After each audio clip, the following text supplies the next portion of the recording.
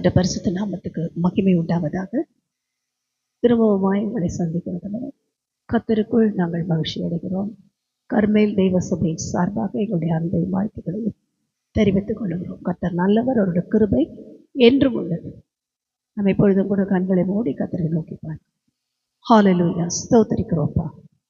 நேற்றும் என்றும் என்றும் மாறாத அப்படி அன்பு கரங்களை அர்ப்பணிக்கிறோம். பரிசுத்த ஆவியானவர் தாமே எங்கள் மத்தியில் வாங்க, எங்களோட பேசுங்கப்பா. பிரயோஜனமா இருக்கிறத எங்களுக்கு சொல்லித்தாங்க ஆண்டவரே. அப்படியே நாமத்தை நாங்கள் மகிமைப்படுத்தும்படி எங்களுக்கு உதவி செய்யுங்க. தேவ ஆவியானவர் இந்த செய்தியை கேட்கிற ஒவ்வொருவர் மேலும், இதை பார்க்கிற ஒவ்வொருவர் மேலும் வல்லமையை ஊற்றி ஆண்டவரே, அவர்களுடைய போராட்டங்கள், அவர்களுடைய குழப்பங்கள், அவர்களுடைய எல்லா விதமான கத்தாவே தடைகள், ஆண்டவரே அவர்களுக்குள் காணப்படுகிற எல்லா விதமான கவலைகள், பாரங்கள், வியாதிகள், பலவீனங்கள் சகலத்தையும் நீக்கி போட்டு பூரண விடுதலை ஒவ்வொருவருக்கு தர நாங்கள் ஜெபிக்கிறோம். இந்த செய்தியின் மூலமாய் நாங்கள் இன்னும் பழக்க வைக்கப்பட எங்களுக்கு உதவி செய்யும். என் கைகளை பொறுக்கும், என் விரல்களை யுத்தத்துக்கும் படிப்பிக்கிற என் கண்மலை ஆகிய கர்த்தாவே, எங்களோடு கூட நீர் பேசுவதை வருந்தி அழைக்கிறோம். இயேசு கிறிஸ்துவின் நாமத்தில் பிதாவே, ஆமென். கர்த்தருடைய பரிசுத்த நாமத்துக்கு மகிமை உண்டாவதாக. கர்த்தர் நல்லவர், அவருடைய கிருபை என்றும் உள்ளது. ஒவ்வொரு நாளும் அவரோட தயவு நம்மை நடத்துகிறதை நாம் பார்க்கிறோம். இந்த வருஷம் ஆரம்பித்து இந்த பிப்ரவரி மாதத்தையும் நாம் முடிக்கிற அட்லீஸ்ட் பாதி நாள் ஓடிட்டோம். இன்னும் ஒரு கொஞ்ச நாள் ஓடிடும், அதுவும் ஓடிடும். அதோட பரிசுத்த நாமத்துக்கு ஸ்தோத்திரம். ஆனால் நம்முடைய ஆவிக்குரிய ஓட்டம் எப்படி இருக்கிறது? இன்றைக்கு தேவன் நமக்கு கொடுத்திருக்கிற செய்தியின் தலைப்பு என்னன்னா, ஸ்போர்ட்டிவ் லார்ட். நம்முடைய தேவன் நன்றாய் நம்மை ஊக்குவித்து, நன்றாய் பயிற்றுவித்து, விளையாட்டுகளில பயிற்சி கொடுக்க. ஆவிக்குரிய விளையாட்டு நமக்கு என்ன இருக்கு? எல்லாம் என்ன கையில் வச்சுருக்காங்க? பப்ஜி வச்சுருக்காங்க. ஆட்ரா குத்துறான்னு ஒரே நம்ம பசங்கள்லாம் பயங்கர ஸ்போர்ட்டிவாக உட்கார்ந்த இடத்துல உட்கார்ந்து விளையாடுறாங்க. ஆவிக்குரிய நமக்கு அப்படி இல்லை. நம்முடைய வாழ்க்கையில் என்ன இருக்கிறது? ஸ்போர்ட்ஸ் இருக்கு. பரிசுத்தவான்களுக்கு தேவன் நியமித்திருக்கிறது என்ன? நல்ல நல்ல ஸ்போர்ட்ஸ், ஆவிக்குரிய ஸ்போர்ட்ஸ் இருக்கு. அதை விளையாடுங்க பிள்ளைங்களா. அந்த பப்ஜி எல்லாம் விளையாண்டு உங்களுக்கு ஒரு பிரயோஜனமும் இல்லை. புத்தி கெட்டு போய், படிப்பு போய், லைஃப் போய், மனநிலை பாதிக்கப்படுறது தான் மிச்சம். ஆனால் நாம் எதை பார்த்த போனோம்? ஆவிக்குரிய விளையாட்டை விளையாடும்போது தான் தேவன் நமக்காக நம்மை பயிற்றுவித்து, பழக்குவித்து, நம்ம என்ன செய்கிறார்? வழி நடத்துகிற தேவனாக இருக்கிறார். கர்த்தருடைய பரிசுத்த நாமத்துக்கு ஸ்தோத்திரம். அவங்க திடீர்னு இப்படி பேசுகிறாங்க, விளையாட்டெல்லாம் பைபிளில் இருக்கான்னா, எல்லாம் ஒலிம்பிக்கில் இருக்க ஏஷியன் கேம்ஸு, ஒலிம்பிக் கேம்ஸ் எல்லாமே பைபிளில் இருந்து எடுத்தது தான். எங்கே இருந்தெல்லாம் வரல, எல்லாம் பைபிளில். கர்த்தருடைய பரிசுத்த நாமத்துக்கு ஸ்தோத்திரம். நான் முதல்ல பார்க்கும்போது, நம்ம சின்ன குழந்தைங்களா இருக்கும்போது, ஒரு 10th 9th அப்படி படிக்கும்போது நம்ம எல்லாம் ஒரு விளையாட்டு விளையாட்டுருப்போம். மேக்ஸிமம் பாய்ஸ் விளையாடுவாங்க. என்ன விளையாட்டு? முதுகு பங்க்சர். முதுகு பங்க்சர்னு ஒரு விளையாட்டு விளையாடுறோம். அது எத்தனை பேருக்கு தெரியும் தெரியல. இப்போ அது இருக்கான்னு எனக்கு தெரியல. கர்த்தருடைய பரிசுத்த நாமத்துக்கு ஸ்தோத்திரம். இந்த முதுகு பங்க்சர் அப்படின்னா என்ன அர்த்தம் நினைக்கிறீங்க? சில இடங்கள்ல என்ன பண்ணுவாங்க, இந்த நமக்கு பைபிளில் நமக்கு எது முதுகு பங்க்சர்னா, இந்த கற்களை எடுத்து எறிகிறது ஒரு பழக்கம். ஏன்னா ஆதி மனிதன் கையில் கத்தி, ஈட்டி, பட்டயம், நெல் எதுவும் கிடையாது அவங்க கிட்டலாம். அவங்க திடீர்னு அவங்களுக்கு விரோதமாக ஒரு கூட்டம் வந்தா, இல்லை ஒரு மிருகம் வந்தா, அவங்க எப்படி யுத்தம் பண்ணாங்கன்னா, அவங்க கையில் இருந்த கற்களை கூர்மையாக்கி, அந்த கூர்மையாக்கப்பட்ட கற்களை தூக்கி எறிவாங்க. அதில் அந்த மிருகங்களோ அந்த ஆட்களோ காயப்பட்டு ஓடி போயிடுவாங்க. இதுதான் அவங்க ஆயுதங்களாக பயன்படுத்துகிறாங்க. இப்போ நமக்கு ஆவிக்குரிய முதுகு நம்ம கையிலேயே என்ன இருக்கணும்? கல் இருக்கணும். அது தெரிஞ்சதுனால தான் தாவீது என்ன பண்ணார்? ஆரம்ப வாழ்க்கையில் அவர் என்ன எடுத்துகிட்டு போகிறாரு? கோலியாத்தை ஜெயிக்கிறதுக்கு 5 கூழாங்கல் எடுத்துகிட்டு போகிறாரு. அது நல்ல முதுகு பங்க்சர் விளையாண்டுருக்காருல்ல. முதுகு பங்க்சர்ன்றது ரொம்ப ஒரு வித்தியாசமான ஒரு விளையாட்டு. அது எப்போ விளையாடுவாங்கன்னா, அந்த எதிராளி ஓட விட்டு முதுகில் தான் அடிப்பாங்க. அவனை ஓட விடணும், அப்புறம் தான் அடிக்கணும். நம்ம பைபிள் கூட சொல்லி கொடுக்குது, பிசாசுக்கு எதிர்த்து நில்லுங்கள், அப்பொழுது அவன் உங்களை விட்டு எப்படி ஓடுவான்? ஓடி போவான். இப்போ முதுகு காம்பான். இப்போ எடுங்க, கல் எடுத்து அடிங்க. சாசகி முதல்ல எதிர்த்து நிற்கணும். அதான் மெயின். இதுக்கு பேர் தான் என்னதுன்னா ஆவிக்குரிய வைராக்கியம். எனக்கு இது தெரியணும், அது எதுவுமே வேணாம்.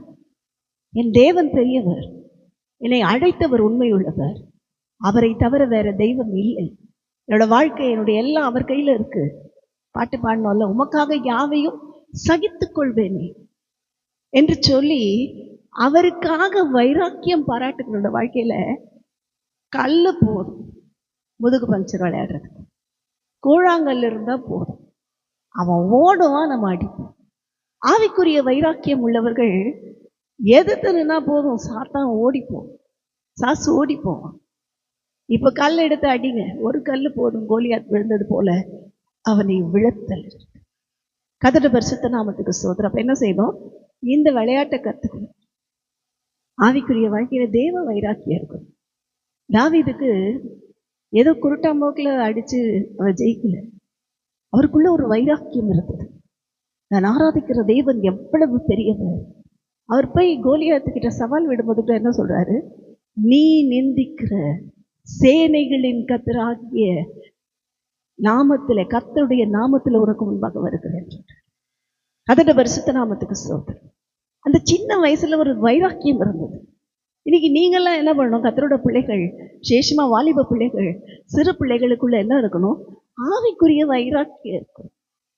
ஆவிக்குரிய வைராக்கியம் இல்லைன்னா நம்மளால ஜெயிக்கவே முடியாது எந்த ஸ்போர்ட்ஸ்லையும், ஆவிக்குரிய ஸ்போர்ட்ஸ்ல. அப்ப என்ன பண்ணுவோம்? நம்முடைய தேவன் நல்லா நமக்காக எல்லாவற்றையும் போராடி ஜெயித்து விளையாண்டு முடித்து இன்றைக்கு வெற்றி கொடி பிடித்திருக்கிறார். அதுபோல நம்மளே என்ன பண்றாரு? பழக்க வைக்கிறார். எடுத்து அடிங்க. இனிமே அவன் வந்தான்னா என்ன பண்ணோம்? என் தேவன் பார்த்துக்கொள்வார். எப்படி வருவான்? தந்திரமா வருவான். ஃப்ரெண்ட்ஸ் மூலமா வருவான். ஏய் வாடா, அங்க போலாண்டா, சும்மா தாண்டா, வந்து நின்று பாருடா, சும்மா எங்க கூட பக்கத்துல உட்காந்துக்கோ, நீ ஒன்றும் பண்ணாத. வருவான். முதுகு பஞ்சர் பண்ணுங்க, அவனுக்கு எதிர்த்து நில்லுங்கள். அங்க போறேன்னு சொல்ற ஃப்ரெண்டே, முதல்ல என் கூட நீ ஒரு இடத்துக்கு வந்தா நான் உன் கூட வரேன்டான்னு சொல்லுங்க. அவனை முதல்ல கூட்டிட்டு சர்ச்சுக்கு போங்க. அவனை உட்கார வச்சிங்கன்னா அவனுக்குள்ள இருக்க அசுத்தாய் ஓடி போயிடும். அவன் ஓடும்போது அடிங்க, முதுகு பஞ்சர். கர்த்தருடைய பரிசுத்த நாமத்துக்கு ஸ்தோத்திரம். அவன் அவங்க கூட வந்துடுவான், அவங்க ஃப்ரெண்டு. நீங்க கூட போய் அங்கே உட்காந்தீங்கன்னா அவன் உங்க முதுக பஞ்சர் பண்ணிடுவான். அதான் பிரச்சனை. நான் அங்கே போய் எப்படியாவது என் ஃப்ரெண்டை ஜெபித்து மாற்றி முடியவே முடியாது. ரெண்டாவது இடத்துக்கு போனால் நம்ம மாட்டிப்போம். எங்கே போகணுமோ அங்கே தான் போகணும். வேண்டான்னு சொல்கிற இடத்துக்கு போனால் மாட்டிக்கும். கர்த்தருடைய பரிசுத்த நாமத்துக்கு ஸ்தோத்திரம். அப்போ இந்த விளையாட்டில் முதல்ல தெளிவாய் விளையாடுங்கள், வைராக்கியத்தோடு விளையாடுங்கள். கர்த்தர் உங்களை என்ன செய்வார்? ஒரு பெரிய போர் வீரனாய், ஜெய வீரனாய் மாற்றுகிறதற்கு போதுமானவராய் இருக்கிறார். அதுக்கப்புறம் தான் அவங்க என்ன செஞ்சாங்கன்னா, ஆதி காலத்து ஜனங்கள் வில்லுகளையும் ஈட்டிகளையும் செய்தார்கள். வில்லு அம்பெல்லாம் அப்பதான் அவங்க தயாரித்தார்கள். கர்த்தருடைய பரிசுத்த நாமத்துக்கு ஸ்தோத்திரம். இரும்பினாலும் மரத்தினாலும் அம்புகளை இது பண்ணாங்க. அந்த நாட்கள்ல அம்புகள் முனையில அந்த விஷ மருந்தை தடவி என்ன செய்வார்களாம்? அவங்க வில்லு எடுத்து அடிப்பாங்க. அந்த எதிராளி மறித்து போவான். அல்லது ஈட்டி எடுத்து பக்கத்தில் இருக்க ஆளுக்கு வில்லு போடும், கொஞ்சம் தூரத்தில் இருக்க ஆளுக்கு வில்லு வேணும். இப்போ வில்லா அம்பா ஈட்டியா எதை எதுக்கு யூஸ் பண்ணா தெரிஞ்சுக்கணும். ஈட்டினா இந்த இங்கே எடுத்து இப்படி போட்டால் போயிடும். அம்புனா தூரத்தில் இருக்கணும், குறி பார்த்து அடிக்கணும். கர்த்தருடைய பரிசுத்த நாமத்துக்கு ஸ்தோத்திரம். அதுக்கு பேர் என்னது? கர்த்தருடைய பலன், நாமம். கர்த்தருடைய நாமம் தான் நமக்கு என்னவா இருக்கணும்? வில்லும் ஈட்டியுமா இருக்கு. நாமத்துக்கு எப்பயோ என்ன இருக்கு? ஒரு வல்லமை இருக்கிறது. நான் எதிரால வரல. சிலர் ரதங்களை குறித்தும் சிலர் குதிரைகளை குறித்தும் மேன்மை பாராட்டுவார்கள்.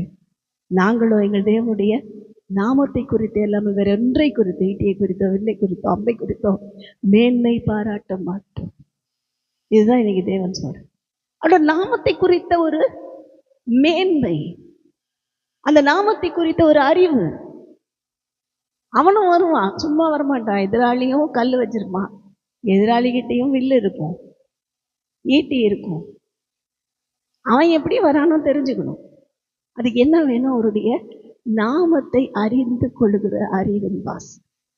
அந்த நாமத்துக்குள்ள இருந்தா அவன் அடிக்கிற எதுவும் நம்மளுக்கு தொடாது. ஏனென்றால் வேதம் சொல்லுகிறது, கர்த்தருடைய நாமம் பலத்த துருகம், நீதிமான் அதற்குள்ளோடி சுகமாய் இருப்பான். நான் நீதிமானா இருந்தா எங்க போயிடுவேன்? அந்த பலத்த துருகத்துக்குள்ள போய் உட்கார்ந்துப்பேன். அவன் எத்தனை அம்பு இடிச்சாலே இல்லை இடிச்சாலே ஒன்றும் ஆகாது. கர்த்தருடைய பரிசுத்த நாமத்துக்கு ஸ்தோத்திரம். என்ன பண்ணோம்? அது நல்லா அதில் ட்ரெயின் அப் ஆகணும். அடுத்தது ஈட்டி எப்படி பயன்படுத்துறது, எப்போ பயன்படுத்துறது, அம்பை எப்போ பயன்படுத்துறது. கர்த்தருடைய பரிசுத்த நாமத்துக்கு ஸ்தோத்திரம். இந்த அம்புகள் என்ன செய்யும்? தூரத்தில் இருக்கிறாங்க கண்டுபிடிச்சிடும்.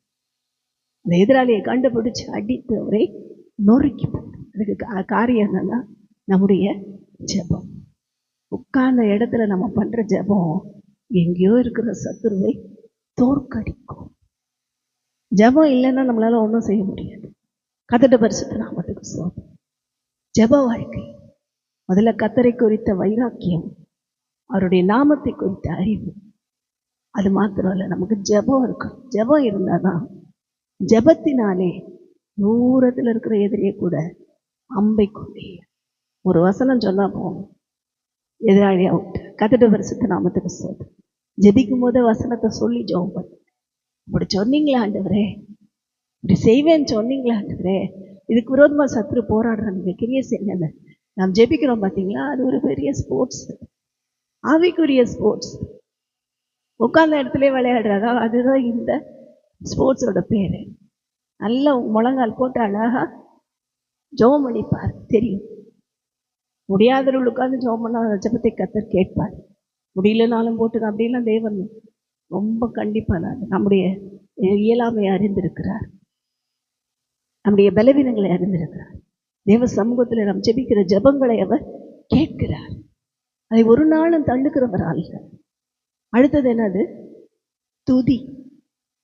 இந்த துதி இருக்கு பாருங்க, இதுதான் பெரிய ஒரு ஆயுதம்.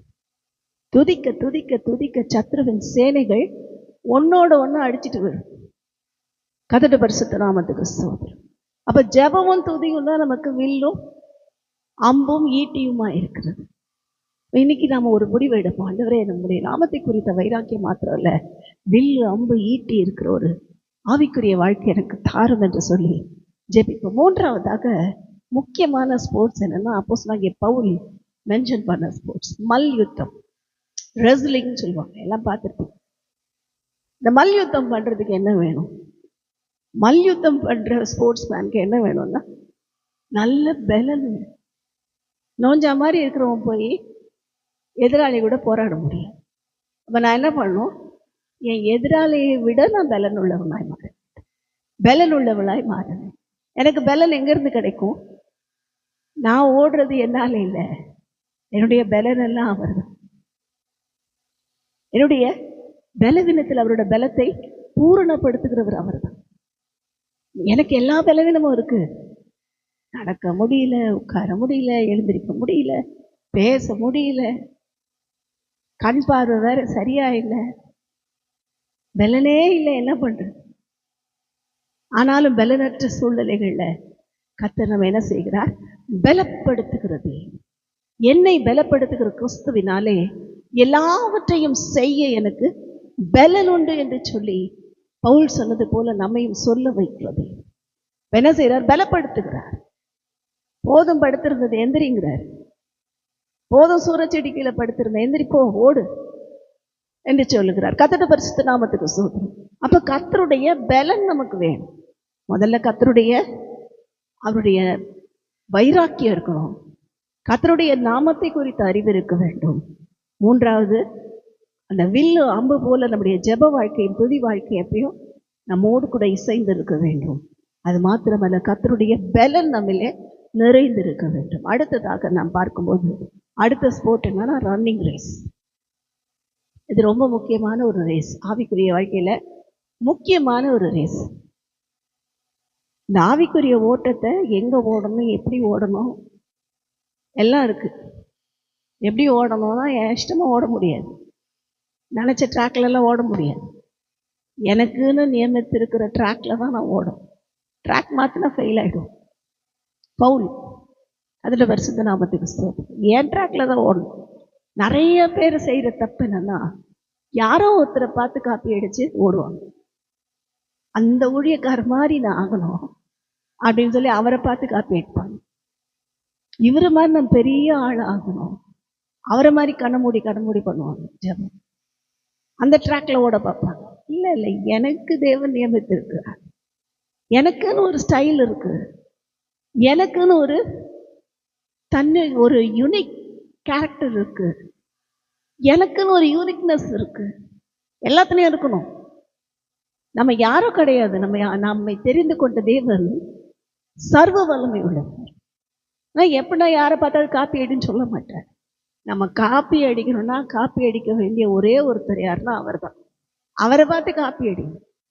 அவர் என்னெல்லாம் செஞ்சாரோ காப்பி அடிங்க. அவர் தப்பே பண்ணியிருக்க மாட்டார் காப்பி அடிச்சா கூட. கர்த்தருடைய பரிசுத்த நாமத்துக்கு ஸ்தோத்திரம்.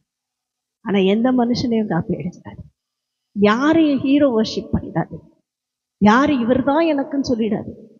நம்மை நடத்தினவர்கள் பரிசுத்தவான்களா இருந்தாலும் அவங்கள பின்பற்ற தேவன் நம்மை அழைக்கல, அவரை பின்பற்ற அழைத்திருக்கிறார். கர்த்தருடைய பரிசுத்த நாமத்துக்கு ஸ்தோத்திரம். அப்ப என்ன செய்யணும்? என் விசுவாசம் என் ட்ராக்ல தான் இருக்கணும். என்னோட நியமிக்கப்பட்ட ஓட்டத்துல தான் நான் ஓடணும். அது இல்லாம நான் யாரை பார்த்து ஓடணும்? என் விசுவாசத்தை துவக்கி இருக்கிறார் ஒருத்தர். அவர் தான் ஸ்போர்ட்ஸ் ஸ்டார்ட் பண்ணி விட்டார். கொடி காமிச்சு ஓடுனார். ஆன்லைன் மார்ச் ஸ்டார்ட் அப்படின்னு விசில் அடிச்சார். ஓடிட்டு இருக்கோம். எப்படி ஓடணும்? அவர் சொன்னோன்னு தான் ஓடி இருக்கோம். அவர் கொடி அசைச்ச உடனே தான் ஓடி இருக்கோம். அந்த அன்பின் நேச கொடி ஏசு காண்பித்த உடனே தான் என்னோட ட்ராக்ல நான் ஓட்டத்தையே ஸ்டார்ட் பண்ணி ஓடிட்டு இருக்கேன். சும்மா இருக்காது. நிறைய தடை வரும். நிறைய கதை கேட்டிருக்கோம். தங்க மாம்பழம் கதை தெரியும்னு நினைக்கிறேன். அநேக பேருக்கு கேட்டிருப்பீங்கன்னு நினைக்கிறேன். ஒரு ராணி தன்னுடைய இளவரசரை தன்னுடைய கணவரை தேர்வு செய்யறதுக்கு தங்க மாம்பழத்தை கையில் வச்சுக்குவாங்களாம். எந்த இளவரசர் வந்தாலும் அவருக்கு முன்னாடி தங்க மாம்பழம் போட்டோன்னே அவரோட சிந்தனை சிதறும் போது, ஓட்டம் தளர்ச்சி அடையும் போது இந்த அம்மா ஓடி முந்தி ஓடிடும். இந்த அம்மாவை ஜெயிச்சாதான் இந்த அம்மாவை கல்யாணம் பண்ண முடியும். எத்தனையோ இளவரசர்கள் வந்து தோற்று போனார்கள். கடைசியா ஒரு இளவரசர்கள் தான். அவன் தெரிஞ்சிட்டான் இந்த அம்மாவுடைய காரியம். அவன் என்ன பண்ணுறான்? அந்த அம்மா மாம்பழத்தை எடுத்து போடுறதுல இவன் என்ன ஸ்பீடாக இருக்கும், இன்னும் ஸ்பீடாக இருக்கும். அந்த அம்மாவால் ஓட முடியும். இப்போ அவன் ஜெயித்து அவளை மனைவியாக்கும் போது அவன் சொன்னான், நான் உன்னை விட நிறைய ஓடுனதுக்கு ரீசன் நீங்கள் எடுத்து போட்டு வேஸ்ட் பண்ண பற்றியா? அதனால இல்லைன்னா நீ தான் ஸ்பீடு எடுத்து என்னை விட நல்லா ஓடுற ஆள். நீ மாம்பழத்தை எடுக்கிற டைமில் நான் ஸ்பீடு எடுத்தேன். அப்போ என்ன அர்த்தம்? நமக்கு தடை போடுறோன்னா தடைக்கு முந்தி ஓட வேண்டும், தடைகளை தகர்த்து ஓட வேண்டும். அதுதான், அதுக்கு பேர் தான் ஹர்டில்ஸ்ன்னு சொல்லுவாங்க. தடைகளை போட்டி. தடைகளை போட்டியில் ஓடணும்னா நமக்கு என்ன வேணும்? உலக ஆசை இருக்கக்கூடாது, உலகத்தின் காரியங்கள் மேற்கொள்ளக்கூடாது. கர்த்தருடைய பரிசுத்த நாமத்துக்கு ஸ்தோத்திரம். நம்முடைய விசுவாசமே உலகத்தை ஜெயிக்கிற ஜெயமாய் இருக்க வேண்டும். விசுவாசிக்கிறவர் எல்லாவற்றையும் சுதந்திரித்துக் கொள்வான் என்கிற வாக்குத்தத்தம் நமக்கு சொந்தமாய் இருக்கிறது. ஓடணும். ஐயோ பிரச்சனை வந்துருச்சா, நிறுத்தாதீங்க ஓட்டத்தை, திரும்பி பார்க்காதீங்க. ஐயோ இந்த காரியம் இப்படி இருக்கே, குழப்பமா இருக்கே, என்ன நிற்காதீங்க, ஓடுங்க. குழப்பத்திலே ஓடுங்க. தேவன் குழப்பத்தை மாற்றி போட்டுருவார். அந்த பிரச்சனை மத்தியில ஓடுங்க. நமக்கு நியமித்திருக்கிற ஓட்டம் இப்படி ஓடுற ஓட்டம் இல்லை, இப்படி ஓடுற ஓட்டம். கஷ்டம் அது. கீழே ஓடுறதுன்னா ஓடிடலாம், மேலே ஓடணும். நம்ம ட்ராக்கே மேலே போயிட்டு இருக்கு. அதனால நம்முடைய ஓட்டத்தை குறித்து ஜாக்கிரதையாயிருந்த சரியான வீராங்கனைகளாய் நாம் தேர்வு செய்யப்படுறதுனால ஒப்பு கொடுப்போம். பிரைஸ் கண்டிப்பா இருக்கு. இயேசு கிறிஸ்து நமக்காக பரிசோடு வரப்போறார். அவர் வரும்போது அவர் அளிக்கிற பலன், பிரைசஸ் அவரோட வருது. பேர் சொல்லி அழைச்சு கொடுப்பாராம். இங்க நம்ம பேரை யார் சொல்றாங்களோ சொல்லலையோ, நம்ம பேரை யாரு மதிக்கிறாங்களோ மதிக்கலையோ, அவர் பேர் சொல்லி கூப்பிடுங்க.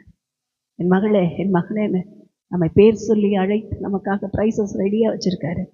அந்த பிரைஸ் எல்லாம் பெற்றுக்கொள்ள நம்முடைய தேவனை அண்டிக் கொள்வோம். தேவனுக்கு பிரியமாயிருப்போம். சொல்லப்பட்ட வார்த்தைகளின்படி தேவ நாமத்துக்கு வைராக்கியமாய் தேவ நாமத்துக்குள் ஒழித்து கொண்டு துதியோடு ஜெபத்தோடு, அது மாத்திரமல்ல விசுவாசத்தோடு அது துவக்கிற முடிக்கிற தேவனை நோக்கி ஓடுவோம். கர்த்தர் நமக்கு பெரிய காரியங்களை செய்வாராக. ஆமென்.